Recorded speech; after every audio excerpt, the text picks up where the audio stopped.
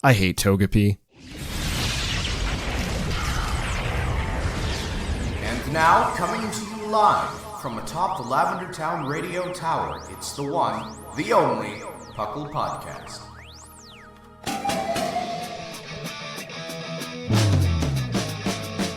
It's P.U.C.L! It's P.U.C.L!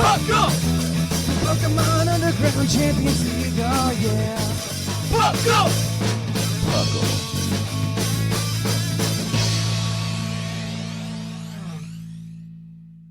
And welcome to the 384th episode of the P.U.C.L Podcast. I am your host, Trainer Thatch, here today with my conscientious co-host.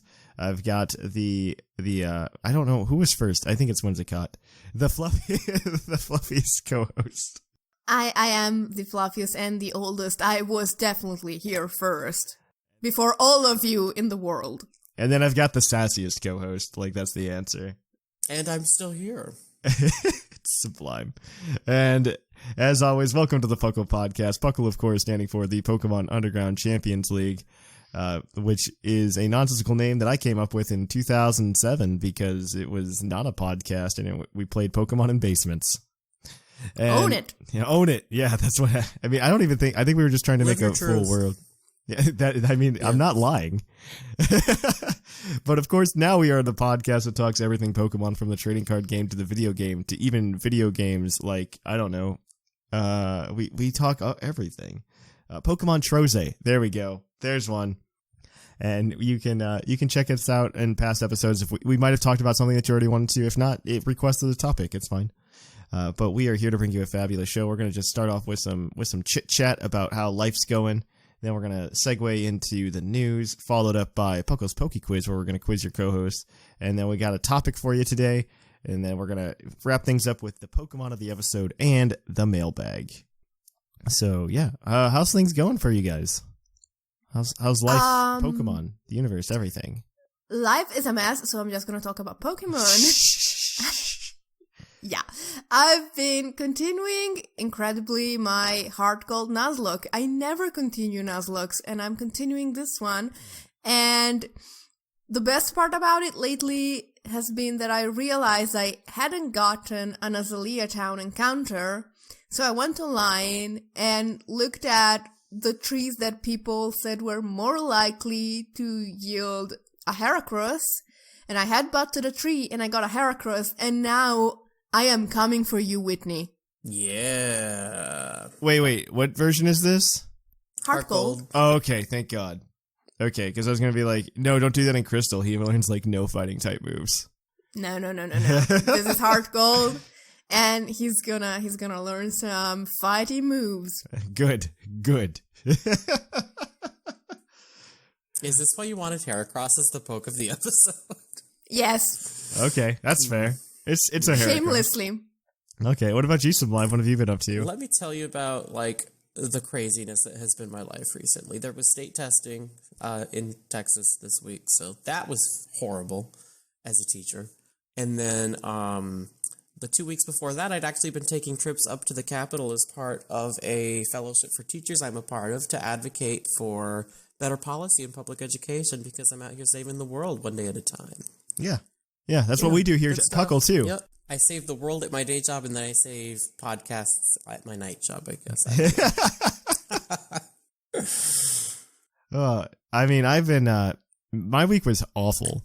So yes, it was. I traveled for work this week, and man, that was the worst. Like, this was hands down, like, the worst flying experience I've ever had. Both times, both on the way there and on the way back. So, I was traveling for work. So I was traveling for work, and I saw that there was a delay on my first flight. I had booked my first two flights incoming, like, pretty close together, like with a pretty short layover, something like 45 minutes, because the plane that I was getting on that goes from Dayton to DC is almost always, like, it has like a 95% on time, right? So I'm like, that should be fine. The odds are in my favor. Unfortunately, that day the odds were not in my favor. It was delayed by like an hour and 45 minutes, which means I was going to miss my connection. So, like, I had to wait in line because I wasn't the only person that was missing their connection. I waited in line for an hour to get rescheduled, and they ended up buying me a new flight out of Columbus, so I had to take a taxi all the way to Columbus. Ew. Then fly to Detroit. And so I got to Detroit to get to my final destination. That flight got delayed by an hour and 45 minutes. And so, like, that was just travel from hell. So, like, I was supposed to get to my destination at, like, 6:30, and I ended up not getting there until about 1:30. Oh, my God. Yeah, so that was a nightmare. The Detroit airport's nice, though. Yeah, it's all right. For Yeah. PuckleCon. Yeah, we've all been there. Yeah. No, the Detroit airport's not bad. The problem is, like, everything closes at 9 o'clock, and that's, like, when I was there. True. Oh, my God. Can we talk about the fact that the Starbucks closes at, like, 8 or 9 p.m. in the Phoenix airport? I'm like, what is wrong with you closing this early? I just want something to have. On the way back, I ended up getting screwed again, because I was coming back last night, and I was like, yeah, I should be fine. I've got enough travel karma. And so the first flight went well. I mean, I landed right on time. I had I had about a 2-hour layover, which is fine. And so I was hanging out in the DC airport, and so we get on the plane, we board on time, and I'm like, wow, things are going way too smoothly. And and of course they were, because as we were taxiing, the captain comes on and he's like, so because of the rain, they've canceled our flight route. And so we're going to sit here, and they're going to let us know at 7 o'clock what's going on. And then at 7 o'clock, they let us know, oh, hey, we're still canceled, and now it's an indefinite delay. Fun. Yeah. And the worst. And we're still on the taxi, right? We're still in the plane, which is the worst, right? The worst. And so we were on the tarmac for I think an hour and a half, and then we finally took off. That happened to me the last time I was over there, but I don't know what happened, what kind of amazing, confluence of people happened, but not one single person on the airplane complained. And when we got off, the captain was like, oh my gosh, you were amazing. Thank you so much. And we were like, no, this is normal. We just were normal people. No, nobody complained on our flight either. We're just not jerks. It was just, well, exactly. I mean, well, you have to understand, it's the weather. It's not like it was their fault. Yeah, no right? one can blame the wet, I can't get mad on weather delays, but I can get mad when it's United's fault or Delta's fault or whatever, because both times on the when I was traveling there, both times it got delayed was because they just didn't have crew, and it was just so we're waiting for the crew the entire time. The airplane was there, just nobody to fly it. I'll fly it. Yeah, I'm I should fly it. I can. You don't need a PhD to fly an airplane, and I have a PhD, so that means I should be overqualified, right? You're a doctor, and there's people that value that more than the ability to fly a plane, I bet. Yeah. Yeah, it was just the worst travel experience I think I ever had. It put me in the worst mood. To hear that. I know, it was awful. Because flying already is not yeah. great. Oh man. And then even when I was there for work, I ended up working longer days than I thought I would be. Because I ended up working 13-hour days each day I was there. Ooh, and dang. It was just because of the system I was working on. I didn't know all of the specifications before I got there, because I was there to learn their system. And I was learning. I was just I want to make these structures, and they were just oh, well, that's going to take about 13 hours. And I'm like, fun. Oh, okay. Fun. Let's keep it going. Yeah. Well, these are the structures I need, so 13 hours, let's I get guess. started. Yeah. That's pretty much what I said. I'm like, well, I guess we have to get going on it then, so we can go to bed and then be back in the morning. So that was awful. But yeah, I got to play Pokemon Showdown though. There you go. Because I wasn't on the work computer networks anymore. I was on a different network, so I could play Showdown at work again. But yeah, well, that's where we'll cut it short, and we'll kick it on over though, guys, to the news, because there's plenty to talk about over there. So let's cue that epic music.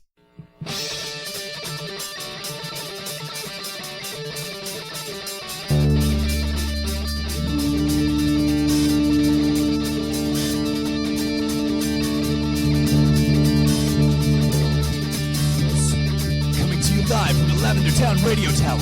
This just in. And in the news, we have a lot to talk about because it's been like 3 weeks or whatever since I've done a news thing. And I think the last episode was we recorded early, so we missed out on some stuff. So I gotta remember how far back we can go. First of all, there's been like crazy amounts of like Detective Pikachu promo, which I love. It's all been really good. It's all been handled very well. So I hope this can reinstate my faith in video game movies. And honestly, if any franchise can do that, it's Pokemon, right? Yeah, I mean, every time I hear the word video game movie, I remember the one time I made the terrible mistake of watching the Super Mario Bros. Movie. That's a terrible mistake. No, that's like stop right there. That's the worst example. Yeah, I was young and foolish. That's absolutely the worst example. They also started doing some more promo for Mewtwo Strikes Back Evolutions, and if you watch the trailer, you're just like, oh, so it's just a shot-for-shot remake. I'm really curious to see if they actually redo any of the voice acting. I'm really curious, because I could absolutely see them just taking the old dialogue and just putting this new video on top of it. Mm-hmm. That would be horribly awkward, though. I think it would be for people not returning, and I think that's kind of the audience for this movie, is people who came back with Sun and Moon. Or not Sun and Moon, Let's Go Pikachu and Let's Go Eevee. I forget there was a game in between that and Sword and Shield. Of sorts. It's so memorable, though, right? Yeah, right.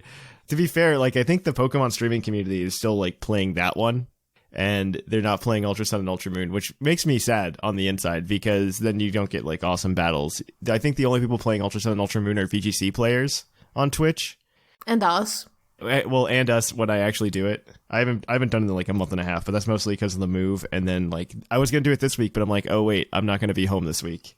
We're still putting up like draft league videos. Oh, that's true. On the YouTube. That's true. That's something. Fun fact: I'm one of only 2 undefeated people as of right now. Ooh. Hey. But yeah, Kudos. this Mewtwo Strikes Back thing is definitely for people who came back with Let's Go. And I think they're just kind of trying to ride on that hype. And I think the way you do it is you don't change Ash's voice. Honestly, I think that's what you do. You don't change Ash's voice, and you just use Veronica Taylor's dialogue. I suppose. It's just strange. Yeah, no, it's absolutely strange. I don't know. I feel like it's more. It would make the movie even worse. Like, I'm not a fan of the fact that they're remaking it, especially in the CGI style, and I'm not a fan that they're like. I don't know. I'm just not a fan of the whole idea. I'm hoping they're using it as like just to like take a year off, if that makes sense. I want them just to take a year off. So it's the Let's Go Pikachu and Eevee of movies. Yes. That's kind of what I'm hoping. Because I was a fan of like the last 2 movies, The Power of Us and just I Choose You. I thought those were great.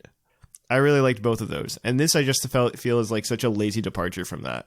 See, the thing is, if there is one good thing about Let's Go Pikachu and Eevee is that it looks really nice. Yeah, I mean, I don't know. We'll see how it goes. I don't feel too great about it.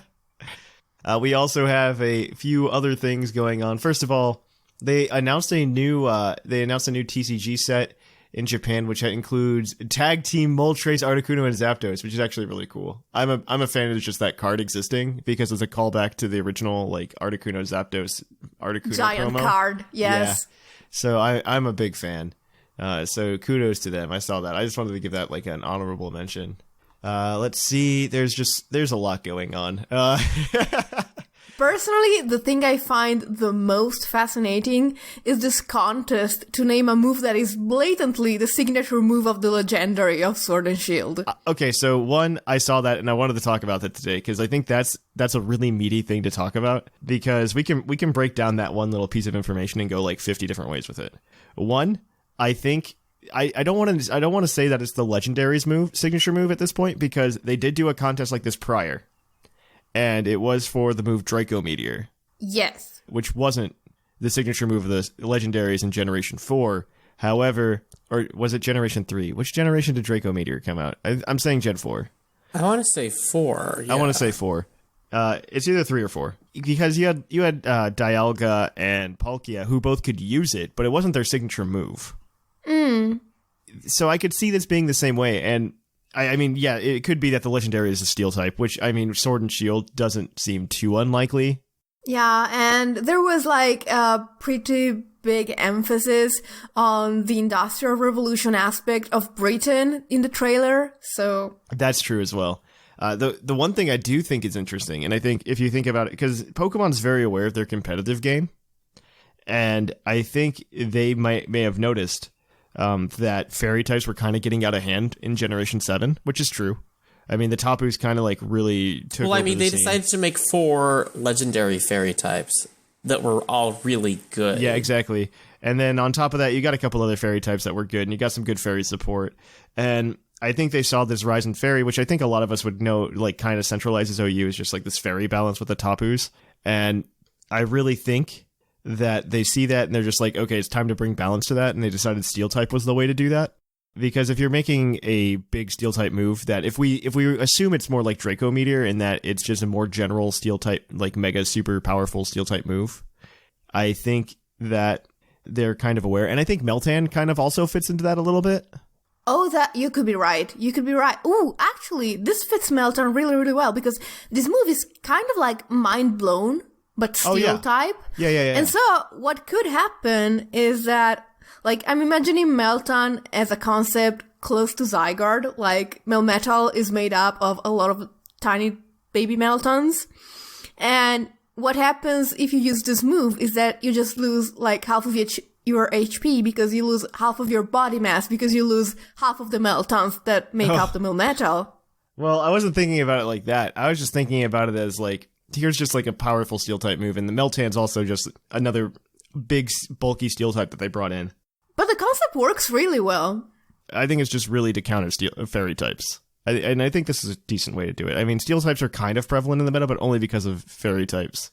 And I think that they're somewhat aware, and we're going to get some steel type support this gen, which I'm okay with as well. I'm okay with that. I am okay with that.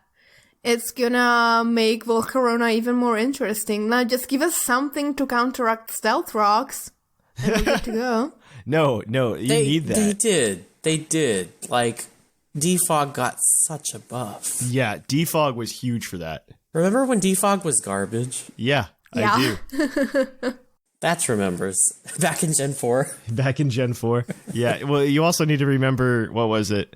I just, like, the one good thing Ultra Sun and Ultra Moon did, we were talking about this before the show about how they marketed it poorly, but the one good thing that Ultra Sun and Ultra Moon did was that they gave us a Defog move tutor.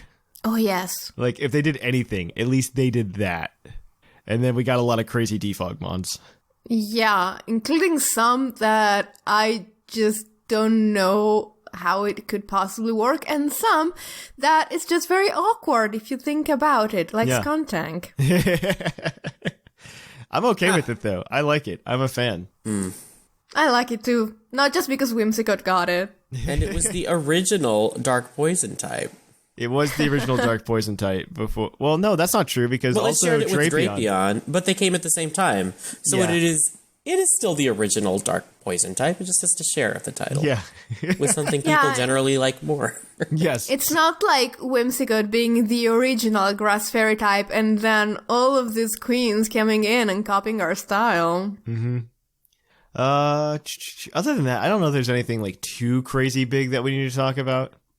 But that's the craziest news that's out there right now. So what we'll do then is we'll switch gears to Puckle's Poki Quiz, where we'll quiz your co-host on their innate Pokemon knowledge.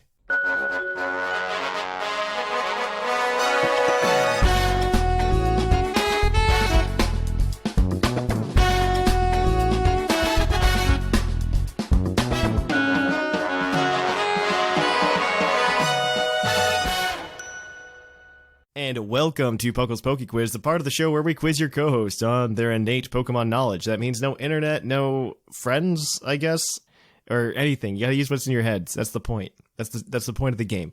We're gonna see how much you know about Pokemon, because I guess we're all super fans, and we know more than the average Joe. So we're gonna go ahead, ask these questions. These all come from the Puckle Discord channel. Sublime and Whimsicott are gonna be operating as a team to answer these questions. And they're in a race to 30 points against their fellow co-host. Whoever gets to 30 points first wins trivia this cycle, and then we reset the ladder. They are playing for $20 of Puckle T Public Store credit, so Sublime can be vain and get his face on a t-shirt or a mug. And, of course, This is brought to you by Anime Gravy. They gave me a thing to say, and I completely forgot, but it's where you can go and you can buy a bunch of anime-style art for many of your favorite characters outside of even Pokemon, and they even have things such as the cool Green Tauros poster over there. They also do t-shirts and pins and a bunch of other stuff over there as well, so go check out animegravy.com. We love the Gravies. We love those guys, yeah. We do. And they sponsor this segment. So we're going to go ahead and get started. So question number 1, this is a number question. There is a plus or minus on it. Back in Gen 4, how many Poketech apps are there? Plus or minus 2. Oh no. It's a lot. Ooh, gosh. Okay, let's count them out. There's the counter, the coin flip, the clock, the berry map, the roaming map. The one where you can look at your party. Yeah. The one where you can look at your Pokemon. The clock? You said clock. Did you say clock? I did say it. Okay. Then there's, I think something for, like, communications or radio or something like that. I would throw out there, like, a 12 because there were, like, a lot of them and we're probably forgetting a few. Is 12 your final answer then? Let's go a little higher. Maybe 15? Because I feel like there were a lot. I feel like 15 is overshooting it a bit. Okay, but what about 14? Let's do 14. All right, I'd be happy. Yeah, let's do 14. Sure. 14 is incorrect. The answer is actually 25. What? So there were more. Okay. Yeah. I thought there were a lot. Yeah. It's like 25. There's a ton. It's because you've got the clock, you've got a calculator, you've got a pedometer, you've got a memo pad, you've got the friendship checker, you've got the Pokemon list. I mean, dowsing rate. You got the dowsing machine essentially in there. You've got a berry searcher. You've got a daycare checker. You've got Pokemon catch history. Just a counter. An analog watch. You know, it's Gen 4. I don't feel bad for not knowing this. No, I don't either. Although, yeah, I don't know. It's a lot. All right. So next question. What is the only generation to not allow you to play as or battle Pokemon trainers Red and Blue? Okay, 1 and 2 are out. 5 is out. 7 is out. 4 is out. 5 is out. 7 is out. What about... 3? It can't be 3 because that's a remake, so it has to be Exactly, 6. so it's 6. That is correct. It is Generation 6. It doesn't have any red or blue thing. I mean, there's a mention of blue in it, but that's about it. All right, so that's... We did that very effectively. That's 1 for 2. That was very quick and very fast. I appreciate that. So this next one, Uncle Oshawott does these, and I actually really, really like these questions, and I want to start incorporating them once a week as well, where it's just a Pokedex entry, and you guys have to figure out what Pokemon it is. And he picks good ones that you can actually possibly tell what the Pokemon is. It's not something stupid. So this one says, the Ultra Moon Pokedex entry reads, their skin is so thin that they'll be burned if sunlight hits them. When it gets cold out, they gather together to warm one another's bodies. Who's that Pokemon? It's Zubat. Yes, it is. That is correct. Zubat. Don't ask me how I knew that off the bat, but I remember reading something about Zubat's skin being so thin it would burn in sunlight. So that's 2 points, yeah. All right, so this next question, I've been doing this when the opportunity arises, by the way. So if you miss a question beforehand today, there is a chance for this question to be worth up to 3 points. So you can get your 1 point back. Oh. Yeah, because sometimes I have questions that have an absurdly large number of answers, and it helps to be able to be well, if you get this many, because I don't expect you to know all of them. But if you get to a certain threshold, that's the 2 points, and now if you get to all of them, you'll get all 3 points. And you can return. So, for 2 points, this is your 2 point question. There are 15 Pokemon that lose their type upon evolving. For 1 point, name 5 of them. For 2 points, name 10 of them. And you can get your redemption point if you name all 15. Okay. Cubone when it evolves into a Alolan Marowak. Oh, Lowlands, that's a good point. Eevee. Yes. Eevee? Mm-hmm. Masquerain. Yes. Or, not Masquerain, Surskit, rather. Loses its water typing. Scorpy. Yes. We're at 4. I'm writing these down because that's a long list. I'm yes, sorry. that's probably a good idea. No worries. Then we have loses typing. Gloom into Blossom loses poison. Good. So that's 5, so that's a point. Yeah, Okay. we got a point. Is Poliwhirl already fighting type? No, it is not. It gains it. Okay. Nincada, when it evolves into both Shedinja and Ninjas, It loses the ground type. typing. That's a good point, which is a shame. That 'cause- counts as 1, by the way. That's 1. Okay. Well, but like it's a shame it loses the pug ground typing because that's It kind is. of cool. It is. You're at 6, right? Yes, Yes. we are at 6. It takes a while. It takes a minute to like go through the list of all the Pokemon in your mind. Scyther loses the flying type. That's a good point. Yes. And Steely- actually, Onyx yes, loses the rock typing. Exactly. Then A lot of Gen 2. Azurill loses normal. Good one. Is that 10 or are we at 9? It's 9. Or at 9, okay, let's come up with at least one more. Yes. And then we should cash in the hint and use it. In fact, let's do this now because otherwise we are using up way too much time on this question. Yeah, because it's one that you have to think about a long time. Exactly. Oh, okay, I gotta come up with a hint. I gotta think about the ones that you're missing. So let's see. So you're missing one from Gen 3. Oh wait, you're missing 2 from Gen 3. You're missing 2 from Gen 6. 1 from Gen 2. Okay, 2 from 3, 1 from 6, 2 from 2. Yeah, that's 5, right? Is that what I gave you? I'm trying to think about and the we're other missing one. 6. Oh, and then you're missing another one, another Alolan. From Another Alolan. 7, Alolan, okay. Well, let's think of the Alolans because there's very few of those. Yeah, Alolan Execute- Executor is loses Execute- Psychic. Yeah, it was Execute Grass Psychic, then that would be one. Yes. That brings you to 10, so that's 2 points. Okay, so we have 2 from 2, 1 from 6. And No, 1 2 from 2, 1 from 2, 2 from 3, 2 from 6. 2 from 6, okay. Yes, 2 from 6.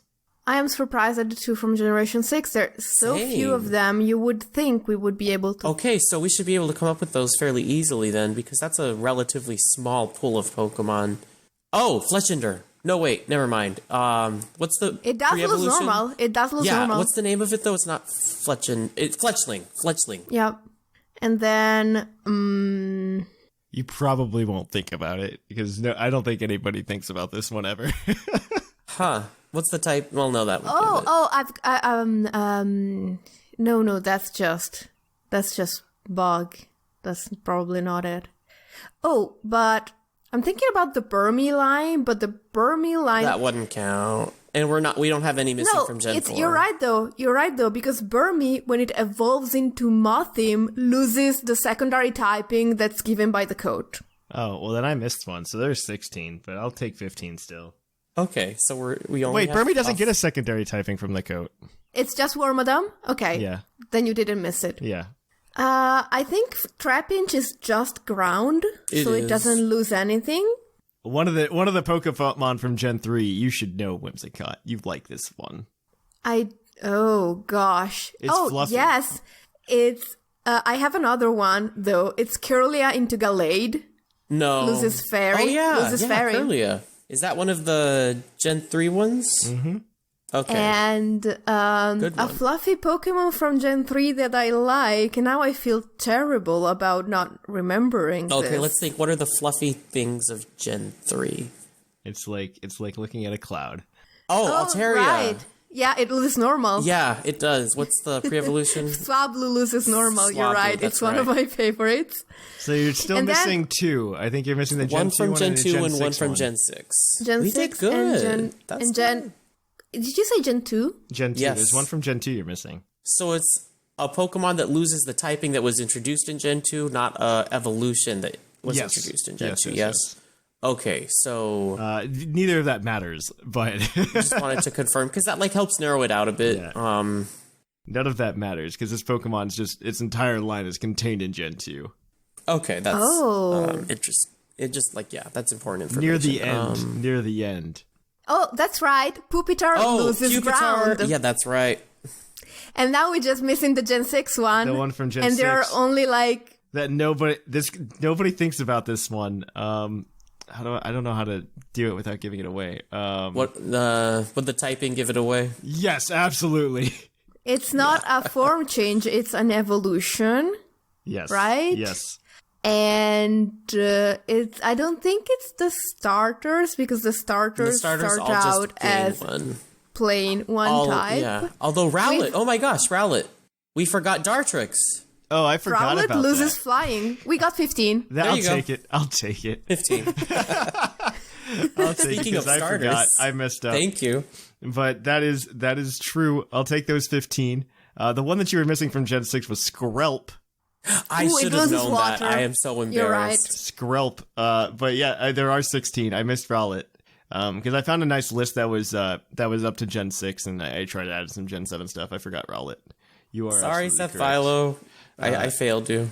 That was a very long one, but... Yes. No, it was worthwhile. I think it was fun. You got 3 points out of that, though. And we did really good. We got them, yeah. You got 3. So there you guys go. You are now 5 for 4. But you used the hint, so you can only get 1 more point possibly today. And so this is so I've run out of like highest base stats to really give you guys anymore. I started doing a little bit weirder stuff. And so I want to know what Pokemon has the highest unique base stat total. Ooh. So it doesn't share this base stat total with anybody else. Wouldn't it be Arceus? Does anything have 720? No, wouldn't it be Mega Rayquaza? Wouldn't it just be Mega Rayquaza? What is Mega Rayquaza's base stat total? I think it's 780. 780? Yeah. Because it's a 680 legendary, right? And then it gets mega stats. That's 780. Does anything else have that high? I'm trying. Oh no, because Mewtwo would have that too. Darn. Yeah, exactly. So unique. Okay, so then we have to go below that. It would either be Ultra Necrozma or like Arceus. I think Ultra Necrozma actually, because some things have 720. I think. What I know. Okay, so Arceus does. What else does? I can't think of anything, and I'm sure there might be, but I don't know what it would be. Because all of the Mega Pseudos have 700. But for some reason, I'm thinking it might be Ultra Necrozma, though. Like, it's probably higher, right? It's not as high as Mega Rayquaza. No, but it's probably like around, I want to say like around 731 or some if it beats number 720, like that. I think that gives it the second highest. So, yeah, that could be... Well, I need an answer, guys.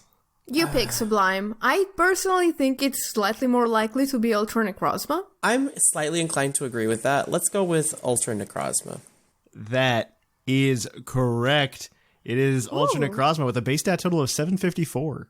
Okay. Ooh. Yeah, it's crazy high. It's like, it is actually just below like the primals, I think. Which are 770. Yeah, which are 770. So it's not like Arceus isn't nearly as high. But they share, yeah. Yep. So yeah, that's correct. That gives you guys 6 points today. Which good. Is yeah, nicely done. Man, you're not gonna believe like how many people are just like real close to each other. It's stupid close in every direction.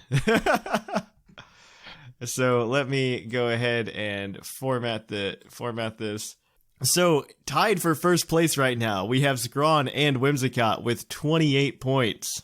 Oh. Tied in third, we have Seth Vilo and Sublime Manic with 21 points. In fifth place, we have our Sigma with 18. In sixth, we have Basket with 16. Tied for seventh, we have Jushiro and Linian with 11. And in ninth, we have Bo and Shamu tied with 10 points. So there we are, guys. I mean, yeah, it's super close, like, all around. I don't think I've ever had 4 of you guys hit 20 in the same trivia session. Wow. So congrats to you guys doing that. But that is going to be it for Poki's Poki Quiz. We are going to take a short break and be right back at you with the topic. Hey everyone, I know you're usually used to hearing about our Pokemon and Puckle social media accounts, but today I decided I'd try something a little bit different, and I'd appreciate those of you who left iTunes reviews. So first up is MAA Wolf 36, who gave us 5 stars. This is the first podcast I check every week, even when I don't have the time to listen to other podcasts. I make time for Puckle. Thatch and Co. are great at providing deep discussion of Pokemon, from news updates to trivia. Always a thought-provoking main segment where they discuss mechanics, speculation, and everything else Pokemon related that you can imagine. The thing I like best about this show is that since I don't have many friends who are still into Pokemon, this makes me feel like I can have a great conversation with other Pokemon fans through sending in letters to the mailbag and chatting on our Discord. Puckle has a great community, and I love being a part of it. Well, thanks for that, M.A. Wolf. We really appreciate your review. And we have another one by Child Protester. Child Protester says, started listening in between the Sun and Moon and Oraz. It's absolutely wonderful. Also, pineapple. Thank you to you for the 5-star review as well. If you want us to read the segment on the show, maybe you like this better than when we tell you to go follow us on social media at Twitter, Reddit, Instagram, and everywhere else Puckle can be found. We would appreciate it. So you can go ahead and do that. Maybe we keep doing this if you guys drop in some more iTunes reviews. Go check it out. And we're going to head on over to that topic. And welcome to the topic. Our topic today is going to be, how can Sword and Shield break the rules of Pokemon? And I think this is kind of timely. It was actually the group of us that did this back in like February of 2018, which is weird to think about because I still think it's 2018, but it's actually 2019. And so I'm slowly aging and getting closer to death. I'm just facing I just faced my own mortality in this episode. We are three of the older Puckle people. That's true. I mean, I think we're all I mean, Puckle's kind of grown up with me audience wise. It was always like, oh, it's like 16-year-olds, and that was our main audience, and now it's I'd say our main audience is around my age now, right? I'd say around 28 to 30. I think we get a lot younger too, though. Well, we do have some younger audience members. I know there's some younger people in the Discord, but I mean, we've always had those. But like being an adult, whenever you see someone say they're in high school and you're like, oh, I'm old now, huh? I got invited to my 10-year reunion, and I was very confused because I didn't realize it had been 10 years already, and I don't know how to handle that information. Precisely. Well, at least neither of you is old enough to theoretically have children who have finished high school, so can we please skip to another topic? Not yet, but they'd be in high school, okay? Okay. So, Pokemon Sword and Pokemon Shield, how can they change it up? I mean, I guess this stems from, I mean, we talked about this briefly, I think, a few weeks ago as well. You have Z moves, you have Mega Evolution. We can talk about what's next, but they also try to just kind of bend their own rules, right? In terms of design as well. Yeah, I think one of my favorite examples of that is the fact that Solgaleo and Lunala are evolutions. Oh yeah, no, I think that this is definitely possible to change up the legendary this gen. I really think it's just going to be one. I think it's going to be one with two forms. I don't, but we'll see. You don't? I mean, I don't. You could almost say that Lunala and Solgaleo are one with two forms. They're different typings with different, like, okay, but then, I mean, like, if you want to get into it, like, a lot of Pokemon are just other Pokemon with different things, right? So. Yes, but Solgaleo and Lunala are part of the same evolutionary line. They are as related as Hitmonchan and Hitmonlee. Yes. And we treat those as two different Pokemon. Well, I think Hitmonlee and Hitmonchan are... Yeah, okay. That was a bad example. I would say more like Mothim and Wormadam. Yes. Also, like, different Pokemon. Nobody cares. I get what you're saying. I forgot that Mothim was a Pokemon. It's fine. I forget that Wormadam is a Pokemon because I really like Mothim. So they're one and the same. See, Supply? Or are they different? Two sides of the same coin, I guess. Yeah. No, I think we'll get two because people want to. But I think, see, those are the rules that are really That would be a rule that you could break, though. If they did have one, it would be a broken rule. Yeah, I mean, I think it would be a nice callback to Gen 1, right? I don't know. If they did anything, what I would really like to see come back from older Pokemon design that's happened in new Pokemon game design is I would like the ability to catch all of the legendaries in one version of the game. And I think this is never going to happen. I think that, I mean, it happened in Gen 2.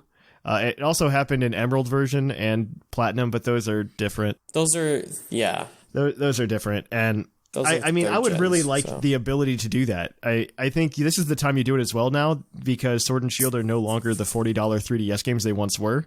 They are $60 Switch games. And I think because of that, this is the time to do it. Granted, I mean, there are people like me and probably all of us to an extent where we're going to end up owning both versions, right? And I mean, arguably that makes it so they would have to push even harder on version exclusives, because now you don't actually have to purchase another copy of the game to play it through again without ruining your save file. Yeah, I'm okay with them pushing version exclusives, though, because... I mean, all you have to do is trade with a friend. That's not... Yeah, I'm okay with that. If we go back to, like, Gen 2 version exclusives, like, there were some crazy version exclusives in there. I think Pokemon that we think are very notable that were version exclusive. A good example of this is, like, Gligar and Skarmory. Like, they were both version exclusives. And, I mean, Teddy Ursa and Fanphy as well were version exclusives. So, I don't know. I think those are some bigger Pokemon in the back of my mind. Maybe it's just because those are more relevant to me. You know what I think it is older versions had new Pokemon be version exclusives, and I don't think newer versions have done that. In newer versions, you can get all the new Pokemon. With the exception of maybe some legendaries. Like, okay, think to Gen 6 or 7. No, you've always had version exclusives of the new Pokemon, I can guarantee you. Okay, what was it in Gen 6? I'm looking it up. In Gen 6, you couldn't have Skrelp, which is the reason I didn't remember Skrelp, is that I played Pokemon X. Really? In Pokemon X, you couldn't get Skrelp. What was the other version? Clauncher, yeah. I could have sworn you could... Oh, that's right. Clauncher and Skrelp were a version you didn't have the two fairy type, Swirlix and Aromatisse. Yeah, so in X and Y, it looks like it's only a few Pokemon. There were only 2 version exclusive for Gen 6, though. Sublime's kind of right about that. Because you just had the Swirlix and Aromatisse and the Clauncher and Skrelp. And then, of course, Xerneas and Yveltal. Those were the only Gen 7 version exclusives. What were the Gen 7 version exclusives? The Gen 7... Drampa? Yes. Drampa and Turtonator, that's right. I think there were more, though. Yeah, I think there were more, like... Oh, it was the Oranguru and Passimian. Yeah, yes. Yeah. Okay, so it seems like they've definitely clamped down on the number, though. Yeah, I would be happier with more. I mean, let's take a look at something like Gen 2, where we got a crazy number of version exclusives in Gold and Silver. I think Spinarak and Ledian were version exclusives. So here we go. Version exclusives for Gold version. Mankey, Growlithe, Spinarak, Gligar, Teddy Ursa, and Mantine. So there's 4. That's 4. That's 4. That's a lot. Yeah, but if you're counting old Pokemon, then there were plenty of those in Gen 6 and Gen 7. Well, no. If you're just talking about Gen 2, you still have Spinarak, Gligar, Teddy Ursa, Mantine. That's 4. Mantine. Yeah, it's 6. Okay. It's 6 if you include Growlithe and Mankey. Yeah. And then, I mean, that's in Gold version. And then you got Ladybug. Oh my gosh, Ladybug, Delibird, Skarmory, and Fanphy in Silver. Oh my god, Delibird was a version exclusive. Yeah, I remember this. That's not nice. Very vividly. That's not nice. Yeah. And is it the counterpart? Let me get this straight. It's the counterpart to Mantine. Yes. I don't know if that was the counterpart to Mantine or if... okay, so I know Gligar and Skarmory were counterparts. The bugs were counterparts. Yeah, okay, you're right. Which means... That's sad. Oh my... That's can depressing. you imagine? That ain't right. Getting shortchanged? Man, I didn't know Mantine was a version exclusive. I'm not gonna lie. I didn't either. That's not bad, I knew Teddy Ursa. I knew most of them, but I did not know Delibird. That's for sure. I'm actually a big fan of that. Like, I like that idea of making more of the new Pokemon version exclusive, and I think you could do that, right? If you make one legendary, you go ahead and you say, okay, so let's take 4 lines of these Pokemon and make them version exclusive. So that's like 8. And if we're looking at something like Sun and Moon numbers, I mean, you had 80 Pokemon. I still think it's doable. I think I would like to see them come to a stable like 80, 90, 80 to 100, like as the intro. I think Gen 7 was way too small as like a new number of Pokemon. They've reduced it every time though. Although in fairness to Gen 7, it seems like more if you include the Alolan variants as new Pokemon. That's if you include the Alolan variants and the Mega Evolutions as new. Right. You get way more, but because they're technically new things, but they're not a new species. So. Oh man, do you think they'll do that again? I hope they don't. I mean, if they do anything, like give us new megas, I'd be okay with new megas. I don't think they're going to give us any new forms because they just did that. Mm-hmm. I'd be okay with megas. Like I said in a previous episode, like we're close enough to Kalos, or we're close enough to France and England, right? It would be interesting to see it close to Kalos, and then maybe there's more Mega Evolution lore in Sword and Shield. That would be cool. I would appreciate that, especially because there are still some of the old quote-unquote Pokemon that need a Mega Evolution to be more competitively relevant. Yeah. Or it's just not fair that some starters get these cool things and others don't. Right. I feel bad for Gen 2 and Gen 4. I think both of those you could use Megas. I mean, Gen 5, maybe. Gen 2, I think, is the one that needs it the most because they were all monotype. I don't want to say uninteresting, but they're less multi-dimensional Pokemon than a lot of other starters. I think they were more interesting when they came out. I think the generation they came out they were exactly what that generation needed. And I just they fit the theme of the region, the theme of the generation very well. And I just don't think they've aged as well. Like a lot of other things, they just haven't aged as well in Pokemon. And honestly, Gen 2 as a whole has aged in a weird way. Yes, I would agree. Because it wasn't supposed to exist on its own. Yeah, it was. Gen 2 has been weird. It's very weird. The grinding is terrible.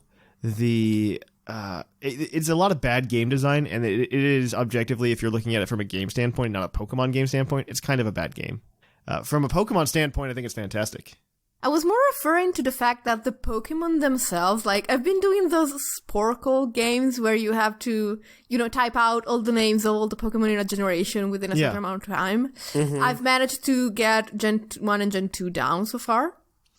And Gen 2 doesn't exist in a vacuum, if that's what you're trying to say. Exactly. When you do Gen 2, you realize that, okay, so half of the Pokedex is the starters, the legendaries, and the evolutions or baby Pokemon of the generation previous. And then you have, so many, one-off Pokemon. There's very, very few evolutionary lines. It's like most of Gen 2 is an afterthought. It's weird. Well, I feel like it's not an afterthought so much as a supplement. Yeah, it's a supplement to Gen 1. I like to think of Gen 1 and Gen 2 as almost the same entity in terms of... In a lot of ways they are, because they're a package deal. Yeah, I wouldn't say... you're not playing Gen 2 without playing Gen 1. If you are, you were just too young to play the original ones, or you just got into Pokemon just afterwards. And there is no Gen 2 without Gen 1, and that's not true for any other generation. You can have Gen 3 stand alone. Even if you play Gen 2 on its own, it's like a more complete version of Gen 1. Yeah, it's really... They're kind of the same thing, and that's for the same... I mean, that was the mentality at the time anyway. This was supposed to be the final Pokemon game. Yeah. And so it makes sense in that light, but, the series has evolved since the... Yeah, pun intended. Sure. Exactly. And... I mean, that's because you don't really see the modern framework of Pokemon until Gen 3, right? Because Gen 3 is when it's just new region, don't interact with other regions, here's a bunch of new Pokemon. Gen 3 did okay with that. I think even Pokemon is not acknowledged at this point. They really messed up with the inability to transfer, but they did okay. They did all right. Yeah, speaking of, let's go back to Sword and Shield and our worries about Pokemon Bank and all that. It has to be incorporated. Yeah. Yeah. Absolutely will be. So I don't think it's a concern because it's necessary at this point. So it will be done. Oh yeah, it's going to be done. I don't think there's any question about whether it will be done or not. I think people are... I don't know. I've seen a lot of people say there's no point for it to be or anything. What else are you going to transfer to? Well, what else were you going to transfer to in Gen 6, bud? You're transferring from your older games to your newer games. That's what you're using it for. If you want to use Pokemon Bank, you can still use it if you have two copies of, let's say, a Sword game and a Shield game. It'd be interesting if that's a way you could trade between profiles as well on the Switch. Oh, right? yeah. That's right. You could transfer between profiles that way. That would be interesting in and of itself. I don't know. I always remember being a kid and, you trade with the two Game Boys yourself. But the thing that was always faster was just plugging into Pokemon Stadium because Pokemon Stadium didn't have you do all the stupid saving for every single trade. So, this could be the equivalent. Yeah, that's why you have two transfer packs in Pokemon Stadium. Duh. That's how you trade with yourself. It's a much faster and efficient way to do it in Gen 1. Go back to 1999. Have a good time. I just want to go back to 1990. Yeah. Oh, gosh. Yeah, I was still in high school back then. Almost done with high school. So fair. Young. But anyway, such a good time. Enough about me being an old person. I was wondering, though, since we did the episode last year speculating about how Gen 8 would break the rules, we have gotten a trailer for the actual Gen 8, and in a way it seems like we're going backwards because gyms are back. I'm okay with it, though. I feel like it was inevitable they'd go back to gyms. I'm very much okay with it, and I'm wondering, but then, instead of, like, taking yet another step forward, you are taking one step back and then one step to the right. And what is that step to the right going to be? Because it's gym masters instead of gym leaders. Agumon. No, I think it's going to be more of a. I think it's going to be kind of a hybrid between what we had in Sword and Shield, or what we had in Sun Gen and 6 and Sun and Moon. Because if you look at the map, there's only 5 soccer stadiums. I mean, other people say, oh, look, there are other soccer pitches around as well in the map. Yeah. But there's only 5 of those soccer stadiums. And so I wouldn't be surprised if we didn't go back to the traditional 8 gym leader system. And it was fewer gym leaders. And they also leaked that tweet that said gym masters. Yeah. As well. So I think that's kind of the thing with this generation. Also, going back even further, when everybody was freaking out about there being like that little Pokeball symbol in the title of like the Japanese logo. Yeah. That's also the logo that's on the trainer's shirt when they walk into the soccer stadium. That's just plastered all over the gyms. Mm-hmm. And so I think this generation, you're getting something where the gyms are what's going to be different about it. And it's going to be the main focus here. It's going to be like Pokemon Soccer World Cup, I think. I mean, that's the way I think it's going to go. I think it's plausible, but what I would actually like to see is something where the gyms are a bit more like they are like in PTU games. So a mix between a gym and a trial where you actually have to do something that is more than solve a puzzle, appropriate. More than like win a battle. More than win a battle. Mm-hmm. You know what? They could like make a giant blender of stuff that they've done before and have you solve puzzle with Pokemon battles, kind of like you did in a certain way in the what was it called, the Pokestar Studios. Yeah, I'd be okay with that. The puzzles are battles. I'd be okay with that. I would be interested to see some kind of mechanic like that. I don't know. I think that's kind of where they're going with it, because you can't really, I don't know. I think they kind of worked themselves into a corner with Mega Evolution and Z moves in terms of what they can really change up. And I also kind of like this return to basics. I think we've evolved so much that a return to basics is definitely breaking the rules. I'm not gonna lie. In a way. I think in a way that we're stepping back, and I don't know. It's something that we need. We've had a lot of drastic change, a lot of people complaining about it. And I think if we go back to what Pokemon used to be, and they typically play it safer. Because if we look, I mean, this is 2 data points, and so I'm a horrible person.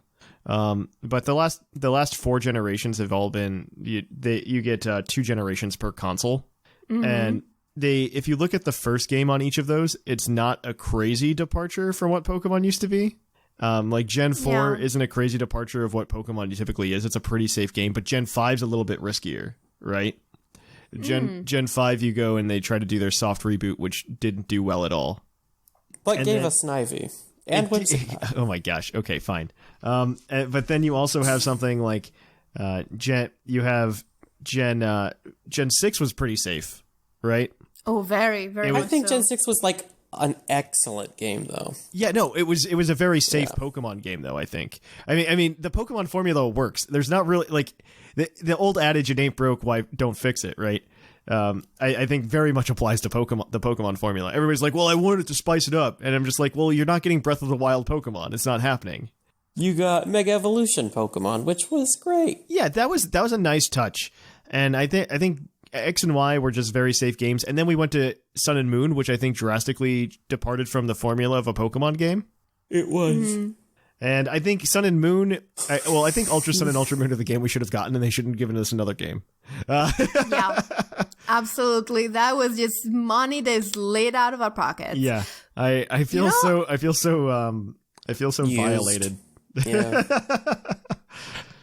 You know what my only concern is about us going back to Pokemon? Is that we just went back to the most basic Pokemon experience possible with Let's Go. Okay. And we need a breath of fresh air. I think so too. I think this is a really safe way to do it. All right. So let's see. I guess that's a good place to stop. I agree with that. I mean, we didn't talk too much about how it's going to change the game, but I think we talked like a real good history of Pokemon. Great conversation. So that's a great place to end it. We're going to go ahead and we are going to kick it on over to a commercial, and then we're going to be right back at you with the Pokemon of the episode. So we will catch you on the flip-flop. Hey everyone! Are you looking for some new Puckle swag? Are you following the Puckle Draft League, and would you like to buy some cool team swag? Well, you can head over to the Puckle T Public Store, link in the show notes down below, where you can pick up pretty much all of these things, including things like the Kona Head Diamond Heads. You can go over there and just pick up the shirt, even like the PuckleCon shirts. I think those designs are awesome. And you can even maybe get a tapestry of the Puckle logo, because tapestries are cool. If not, get a pillow. I actually love my Puckle pillow, and it is probably one of my favorite things to own ever. Or get a notebook. Notebooks are great too. Or if you just want to go lo-fi, grab a sticker, slap it on your MacBook, and now you've got a Puckle book. So there you guys go. You can check it out. Help support the show. We really appreciate it. I'll catch you on the flip-flop.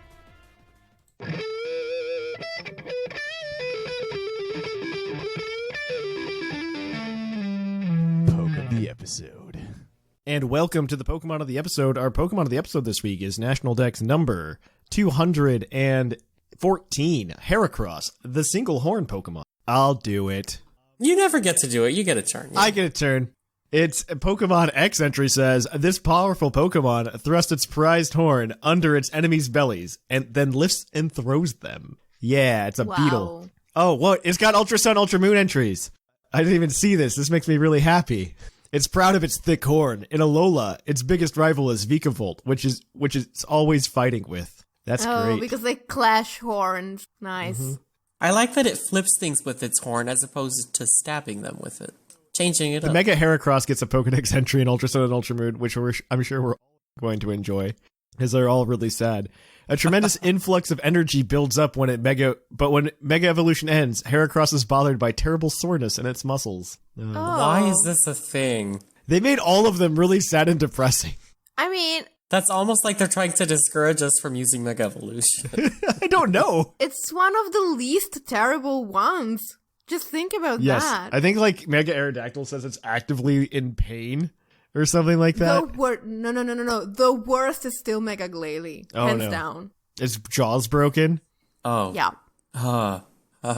So we're not going to talk about Mega Heracross today because regular Heracross is actually pretty decent in UU itself. And so Heracross's stats are 80 base 125 attack, 75 defense, 40 special attack, which is fine because it never needs to use it anyway. 95 special attack and 85 speed. And 85 speed is actually a really good speed tier in UU. For anybody who's not aware, like 85 speed is fantastic because if you're looking at your speed tiers, like you have maybe like 100, 90, and 80 as like the really big cutoffs, and 90 not even so much.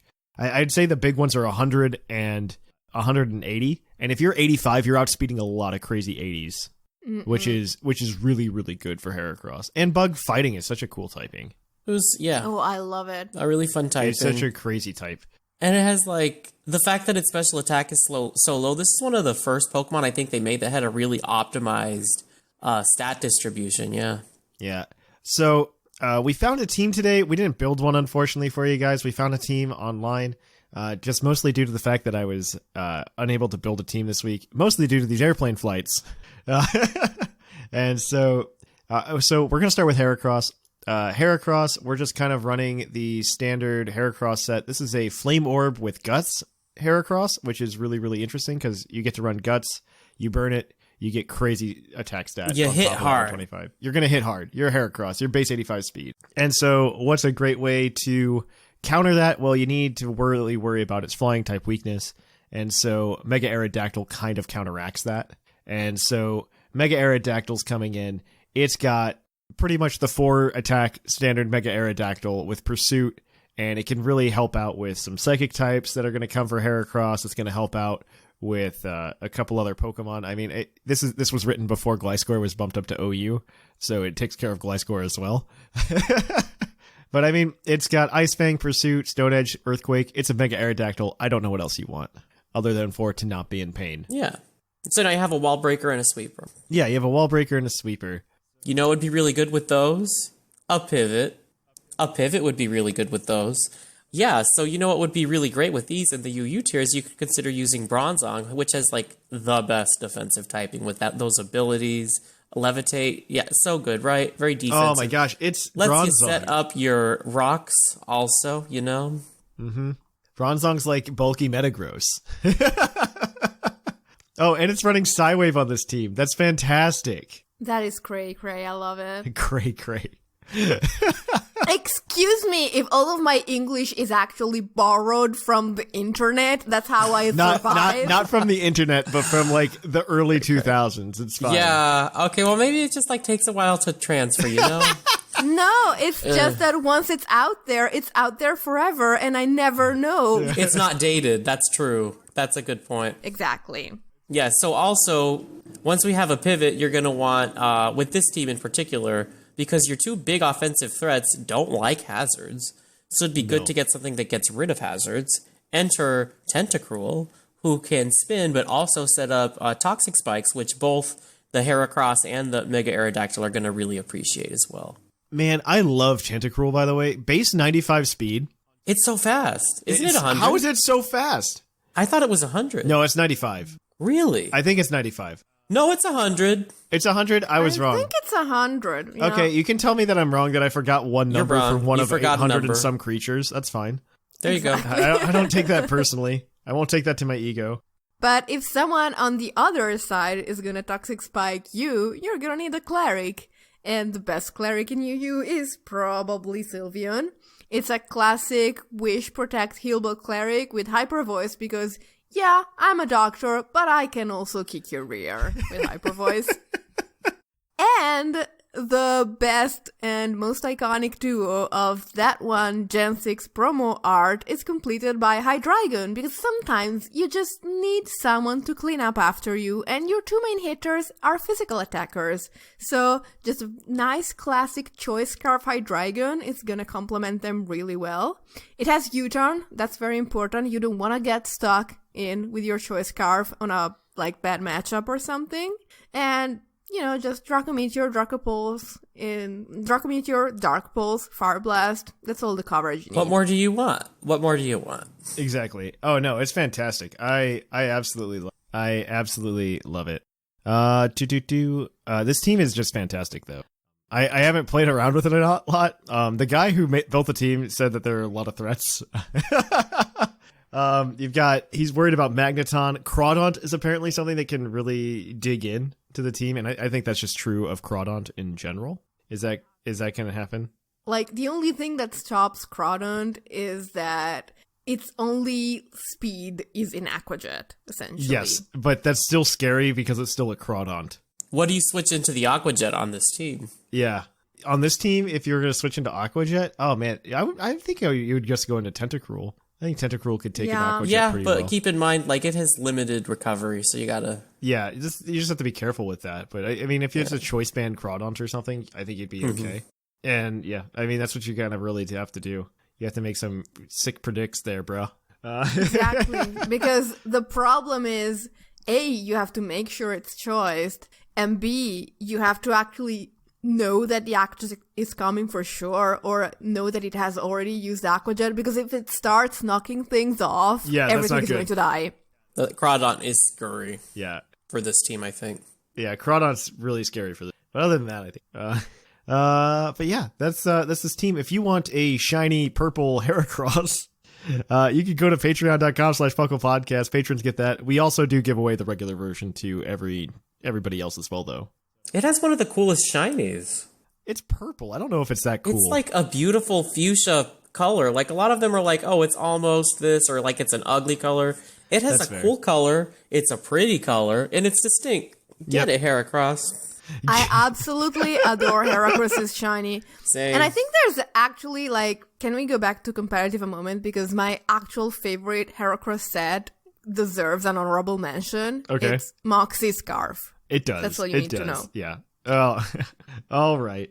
Well, I think this is a good place to stop. We are going to take it from here, guys. If you want to read up on this team, it'll be posted on the website later this week. It'll also make it your...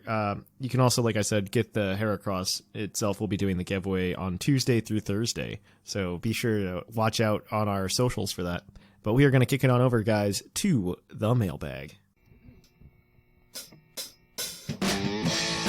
It's mail time! It's time for the mailbag! Send in your emails!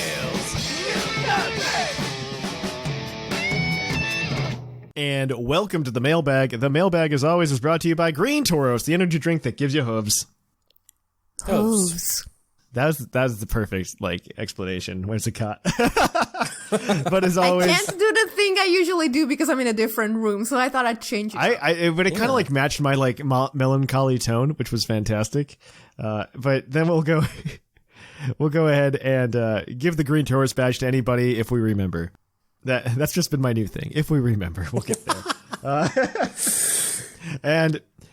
So we have emails. For those of you new to the show, this is a segment where we read listener emails. You can send in emails to pucklepodcast@gmail.com at any time that you really, really want to, and it's just a good time all around. So, we're gonna jump into some emails. Last time, I forget what we asked you because that was 2.5 weeks ago for Thatch in real life. So It's gonna be a surprise. It's gonna be a surprise! Yay! I love surprises. So our first one's gonna be from Tiberius CN, and I think you want this one, Whimsicott. Hi, Thatch and friends. Tiberius CN here. I think the most likely outcome for Let's Go is in line with your previous thoughts. It will be the third-year game. However, I do think they will use it to stray and experiment outside of the usual Pokemon formula. A for-fun beta test, if you will. They will get more freedom to try new game mechanics that may or may not make it into future Pokemon games. It also will continue to be an excellent new player onboarding tool. I agree with the end of that sentence, not so much with the beginning, because they haven't been experimental at all in the first iteration of Let's Go. We'll see, though. We'll see. For Bank, I wouldn't expect it to be anything but Pokemon Transporter, a one-way street from Let's Go to main game. I would cross my fingers that they implement transporting from regular Pokemon Go to the mainline game, but Nintendo is so bad at networking, I kind of don't want them to try. Now, this I can agree with. Yes. If only to avoid the frustration of knowing there is a way, but having it repeatedly not work. Amen to that, brother. I know you've been doing the Pokemon of the episode recently, and I have a request. It's my favorite, Umbreon. It has a special place in my heart for two reasons. When I was introduced in Gen 2, I arrogantly assumed that I knew how evolution worked and was ready to never be surprised again by evolution mechanics themselves. However, I did not know how to get Umbreon, and in fact was not even trying when my Eevee mysteriously started to evolve. That was my last truly surprising evolution. Yeah, back when the Game Boy didn't actually know it was upside down. Second, in Gen 5 I remember making so many Dragon teams quit by using Curse, Payback, Moonlight, and Toxic. Dragons were ridiculous that gen, and the sheer joy of walling all of those beasts to 3-0 their team online was great. Anyway, I would be grateful if you made an OU or UU team for Umbreon that I can try out. It'll compare to the OU one I made and attached.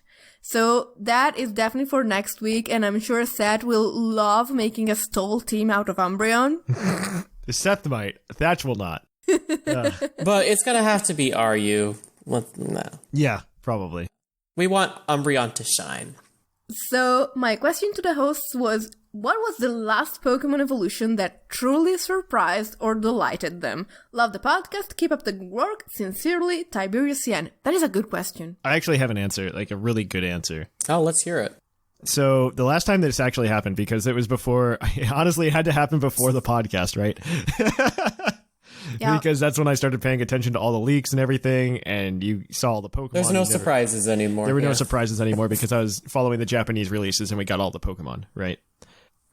The one that got me, though, was Gen 3, because I paid no attention other than, the Nintendo Power press releases or anything. Was it Ninkata? It was, this was actually, so I played Sapphire, so Archie was the bad guy.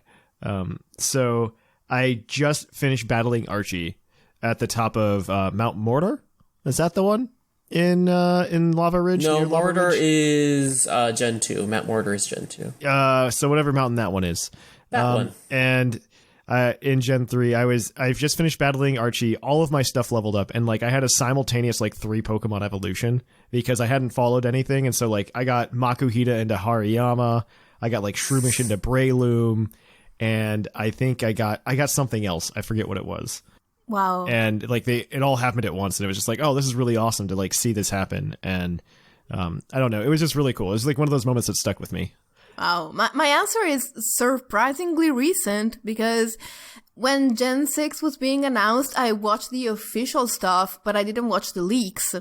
And so Flabebe had been revealed, but Flohat had not.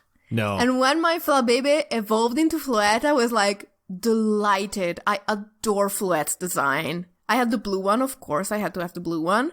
And I fell in love with Floette. And when I realized that, like, the best part of the story, Involves the Floette. Involved the Floette, I freaked out. I was so happy. You heard it here. You heard it here, folks. Whimsicott, one of the 5 people that remember the story from X and Y. I actually really like the story. It's a really good one. It's a good. Anyway, for me, it was Malamar, and like I had gotten the leak, but trying to make it happen, I feel like there were so many times when it should have been evolving, and I'm like, why is it not doing the thing? And I'd be holding it upside down. I'm like, do I have to hold it upside down before the battle ends, or like it was right? Just it's not clear. A hassle. It's just such a hassle to get Malamar. But Malamar was by far one of my favorite Gen 6 Pokemon designs, so I was determined to use it. But it was not an enjoyable experience to make evolve. That's good to know. That's so asinine. How's that going to work on the Switch? I don't know. Well, it's got a gyroscope in the Switch. What if you're playing on the TV? You flip your controller upside down. Huh. That has a gyroscope too. Yeah. Okay. That works. It's kind of in the Joy-Cons, really. So I want to know if a kid ever accidentally found that. I just want to know, like, if they were doing like that kid thing where they're like playing their 3DS upside down and they like accidentally evolved. Exactly. I just want to know. When you're like lying on the bed with your head thrown back and playing. Yeah, I don't know. It's possible. I don't know. I kind of want more Pangoro evolutions where it's like it evolves if you have this in your party. More like Mantike, yeah. Yeah. Interactive evolution. I like that. All right, so this next one is going to be from Huitku. Hello to the lovely co-host, Ann Thatch.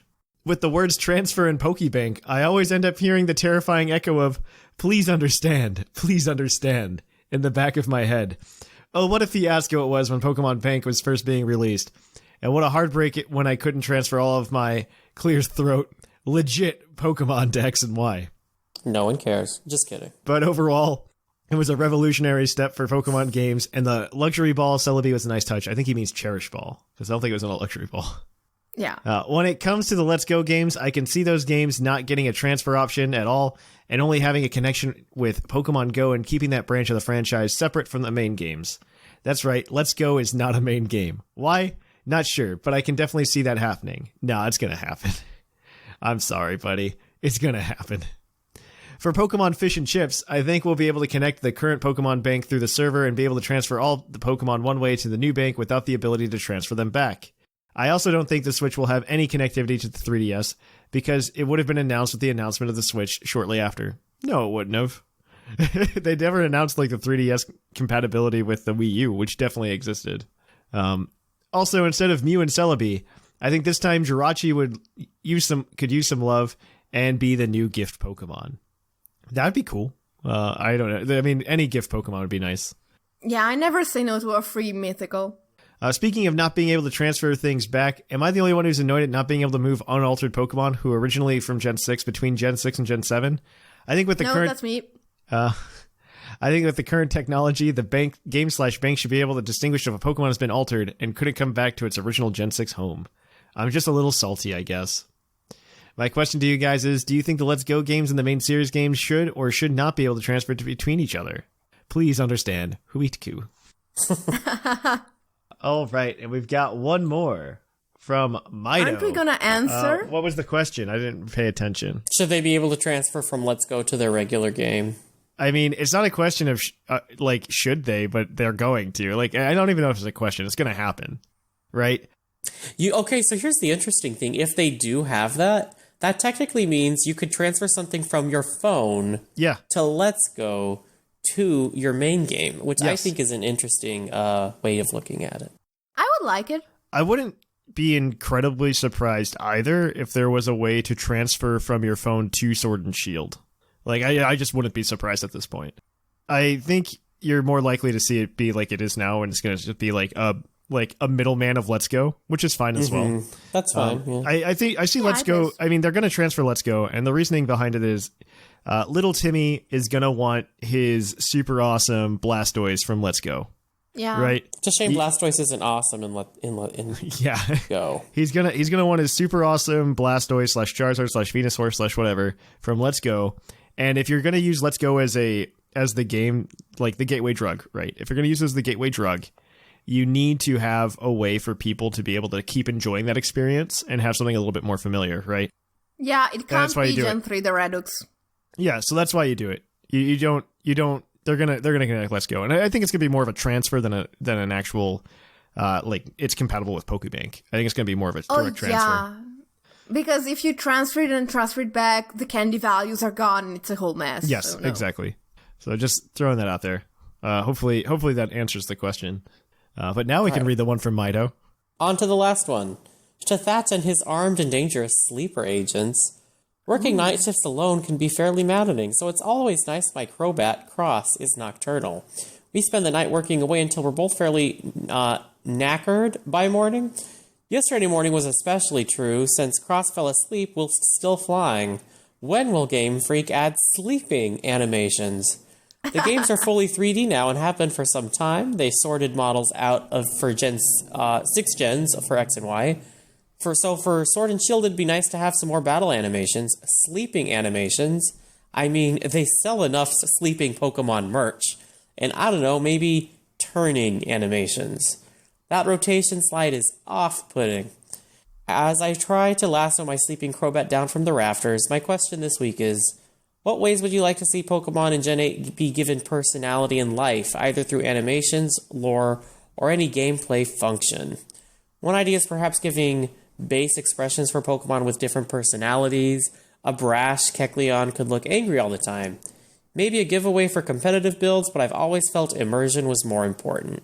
Yours tiredly, mid the Galar region. I think he forgot to put the O. Oh, might have been. I thought it was just like, oh, I'm shortening it because I'm being casual, keeping it cute. Casual Kelly over here. What was the question? I like that people are starting to like end their emails with questions. I like this a lot. I love it. I don't know. I do like the idea of just like instead of the sliding rotations we get. I would love to just see them actually like take the step to rotate or whatever. Or you know what I would love if you know when games let you rotate your character and you spin them really fast and they get dizzy? I want that. I think that'd be really cute for a lot of Pokemon. I would just be okay Some if could like get angry, some could get like, ugh. I do like the idea of a battle animation, like increasing that. I don't know if we're gonna get it this gen because just so throwing this out there, I don't know if people are aware, but Pokemon has a very bad record of just reusing 3D models. Yeah. Like, aren't we like still using some of the ones from Stadium? No, not anymore. But they carried those for a long time. So like the original ones from Stadium waited all the way to Coliseum and XD, which is unacceptable. Yeah, but some of the idol animations are kind of inspired by those. Oh, right? They're definitely inspired by them. Well, because if you think about it, and this is awful, but if you think about it, a lot of these Pokemon weren't designed with 3D models in mind. Mm-hmm. That's true. You know, this is the moment that I bring up one of my worst pet peeves in the history of Pokemon, and by history of Pokemon, I mean the passage from Gen 5 to Gen 6. Okay, Whimsicott is a cotton flower. It's supposed to have 5 lobes. It had 5 lobes, and somehow they became 6 in the 3D model, and I cannot stand for that. I just want Hitmontop to spin again. Yes! Instead of like breakdancing. Yeah, he's doing his like weird dance, and it's depressing. Yeah. And that upsets me. Hitmontop upsets me. Maybe that's something I could ask for in Gen 9. Maybe. Our answer is that some Pokemon already have personality in the 3D models they have now, like Torchic when it runs back to you after an attack. It like if every zigzags Pokemon, almost, right? Yeah, if every Pokemon had something like that, we'd be fine. Yeah, I think something like, I mean, that Rowlet does really good with it too. And granted, Rowlet was designed with that in mind. Like that was the thing. They were just like, how do the Pokemon move in the battle? Like that was what they thought about for Gen 7.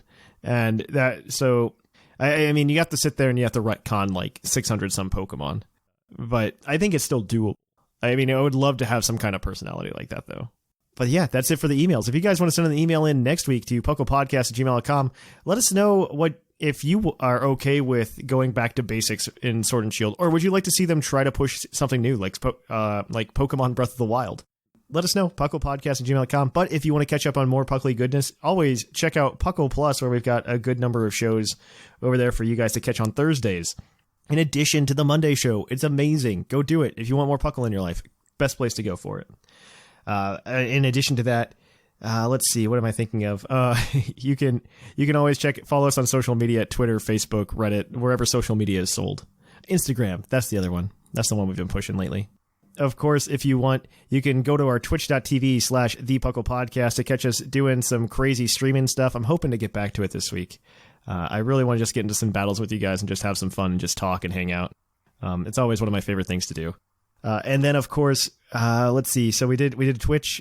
You can support us on Twitch by going to by supporting us with a Twitch Prime subscription. We always appreciate that, or just by coming and hanging out. If you want to also get more video content, Whimsicott and the gang have been working on the YouTube channel over at youtube.com/pucklepodcast, where you can catch a bunch of Puckle Draft League videos. I almost said Pokemon Draft League, and I'm like, no, this is our thing. And of course, you can always support the show monetarily by going to patreon.com/pucklepodcast, where you can support the show, get cool things like shiny Pokemon. And finally, you can always check out our TeePublic store for some sweet, sweet merch, like a mug with Sublime's face on it. Yes. Get the that best in your item. life. So that is going to be it for the show today. Thanks to everybody for listening. Thanks for coming out. And I guess I'm Trainer Thatch. I am the fluffiest Whimsicott. And I remain sublime. And here in the Lavender Town Radio Tower, it's closing time.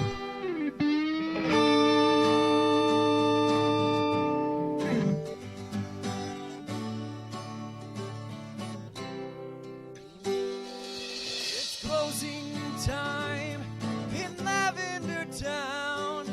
Time to say our goodbyes. It's closing time. Farewell, my friends. I'll catch you on the flip side.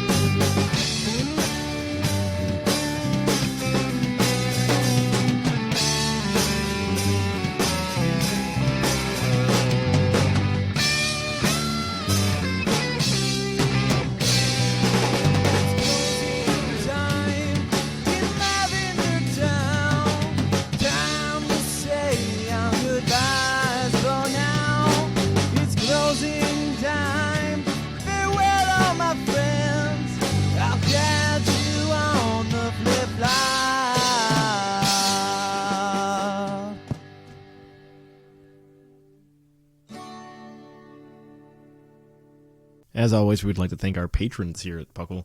So let's go ahead and thank Michaela, Greg, Viger, duly noted, 10 Little Men, Andrea, the Fluffiest Whimsicott, Shamu, Snag, Dexio, Christian, Jushiro, Rotted Mushroom, Bocephus, Alvarin, Seth Vilo, Minor Manetric, Claude 9, Dark Shaggy, Dark Flame, Andrew Decker, The Beauty and the Geek, Tavis, Josh, Taylor, Alex, R. Sigma, Nathan, the Golden Klefki, the British Gent, Trevor, TJ, Doc Knox, Dennis, Echo, Michael, Shambles, Birdkeeper Cobra, Jeremy, Louise, Wade, Kevin, Justin, Eric, Tank, Jonathan, Greg, Bodtack, Alec, Mikey, Ozzy, Halfful Reviews, Rory, Sparky, Nick, Dylan, Shira, Ironcaster, Orange Avenger, Julian, Julie, Thomas, Zero, Curtis, Anime Gravy, Hazelnut, Joseph, Traby, and Alex, as well as the Real Evie.